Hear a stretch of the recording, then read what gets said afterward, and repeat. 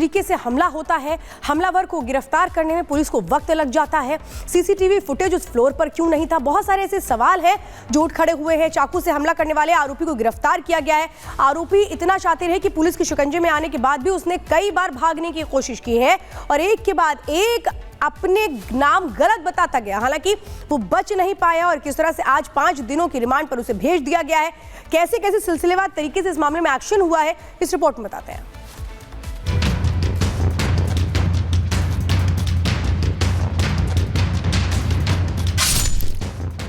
हमले के करीब 74 घंटे बाद मुंबई पुलिस को बड़ी कामयाबी मिली है। सैफ पर हमला करने वाला खंजरबाज पुलिस के शिकंजे में फंस गया। चाकूबाज ने मुंबई पुलिस को चकमा देने की पूरी कोशिश की, लेकिन पुलिस ने उसे धर दबोचा। समय सुबह करीब 4 बजे। जगह थाने महाराष्ट्र। पुलिस ने आरोपी को गिरफ्तार किया। आरोपी की पहचान मोहम्मद शरीफुल इस्लाम शहजाद के रूप में हुई। मुंबई पुलिस 3 दिनों से सैफ अली खान पर हमला करने वाले आरोपी की तलाश में थी। पुलिस की 35 टीमें जांच में जुटी थी। जगह जगह सीसीटीवी खंगाले जा रहे थे। संदिग्धों से लगातार पूछताछ हो रही थी। हर सबूत जुटाए जा रहे थे। आखिरकार 74 घंटे बाद पुलिस को बड़ी कामयाबी मिलती है। पुलिस के हत्थे वो शख्स चढ़ता है जिसने सैफ अली खान पर घर में घुसकर चाकू से हमला किया था। सुबह 4 बजे पुलिस ने आरोपी को शिकंजे में लिया। पुलिस ने आरोपी को मुंबई से सटे थाने के कसावर डबली में हीरा नंदानी स्टेट के पीछे झाड़ियों से पकड़ा है। हमलावर की पहचान मोहम्मद शरीफुल इस्लाम शहजाद के रूप में हुई है। आरोपी एक हाउस कीपिंग एजेंसी में काम करता था और हमला कर हीरा नंदानी स्टेट में छिपा था। पुलिस के मुताबिक मोहम्मद शरीफुल इस्लाम शहजाद वही है जिसने 16 जनवरी की रात घर में घुसकर सैफ अली खान पर चाकू से हमला किया था। एक आरोपी को उसमें अरेस्ट किया गया है। उस आरोपी का नाम मोहम्मद शरीफुल इस्लाम शहजाद है। अभी तक की इन्वेस्टिगेशन में ये समझ में आया है कि ये आरोपी चोरी के इरादे से उस घर में उसने एंटर किया था और उस समय पर ये इंसिडेंट हुआ था। मोहम्मद शहजाद की उम्र करीब 30 साल है। उसका बांग्लादेश कनेक्शन भी सामने आ रहा है। उसके पास ना तो आधार कार्ड है, ना कोई डॉक्यूमेंट। ऐसे में शक की सुई और गहरी होती जा रही है। As 30 years. प्राइमा फेसी ऐसा लगता है कि ये जो एक्यूज है ये बांग्लादेशी है और इंडिया में एंटर करने के इलीगली एंटर करने के बाद इस एक्यूज ने इसका नाम चेंज किया है। वो एक रीज़न हो सकता है। पिछले 5-6 महीने पहले मुंबई आया है ऐसा पता चला है। कुछ दिन ये मुंबई में रहा, बाद में मुंबई की विसिनिटी के कुछ टाउन्स में रहा और 15 दिन पहले फिर मुंबई आया है ऐसा इन्वेस्टिगेशन में पता चला। मोहम्मद शरीफुल इस्लाम शहजाद की गिरफ्तारी से पहले एक और संदिग्ध को छत्तीसगढ़ के दुर्ग से शिकंजे में लिया गया। आरोपी ने अपना नाम आकाश कनौजिया बताया, जो महाराष्ट्र की सीमा पार कर छत्तीसगढ़ पहुंच चुका था। आकाश कनौजिया मुंबई का ही रहने वाला है और हमले के बाद वो ट्रेन से भाग रहा था। कोशिश उसकी कोलकाता भागने की थी।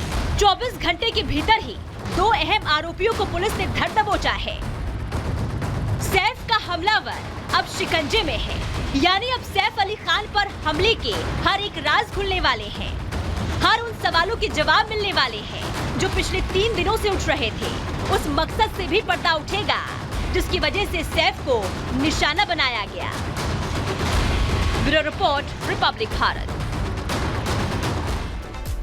तो सैफ अली खान जो एक जाने माने अभिनेता है, उनके घर में घुसकर उन पर हमला करना ये बताता है कि किस तरीके से पहले से रेकी की गई और कई सवाल इसमें खड़े हो रहे हैं कि आखिर ये कहां से आया, किसने इसकी मदद की।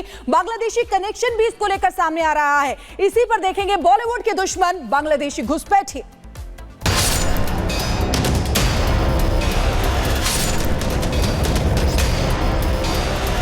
यहाँ पर बांग्लादेशी रोहिंग्या महाराष्ट्र में जगह जगह घुस गए हैं। महाराष्ट्र की सरकार हर घर घर जाकर उन्हें चुन करके निकालेगी।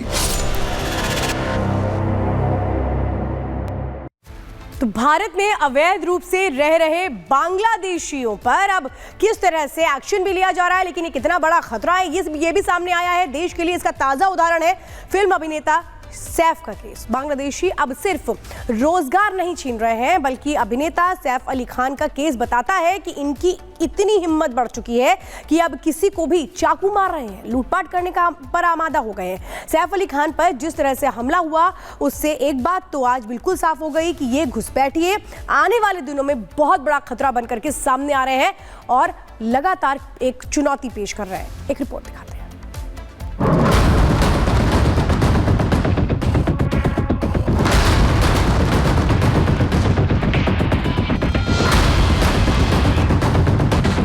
ये जो आरोपी है, यह आरोपी बांग्लादेशी ओरिजिन का है।